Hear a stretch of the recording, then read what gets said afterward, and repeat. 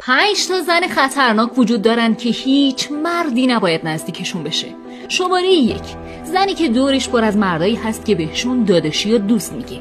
این زنا دروغگو و کلاهبردارن که به وقتش مرد دیگه ای رو جایگزین شما میکنن. شماره 2، زنی که همیشه عصبانی و ناراحته. این زنا نمیتونن محیط خونه و زندگی رو آروم نگه دارن.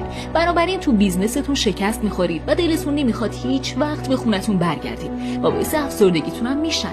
شماره 3، زنی که شما رو به خاطر پول و ثروتتون میخواد. به شدت از این شیطان دوری کنید، چون برای شما ارزشی قائل نیست و به بوقش با مردی ثروتمندتر از شما به شما خیانت میکنه. شماره 4، زنی که خودش رو اصلاح نمیکنه و به خواسته های شما اهمیتی نمیده. این زنا مغرور و خودخواه هستن که همیشه عیب و ایراد خودشون رو توجیه میکنن و هیچ وقت خودشون رو اصلاح نمیکنن. این دست از زنا باعث عدم اعتماد به نفس شما هم میشن و باهاتون کاری میکنن که فکر کنید ایراد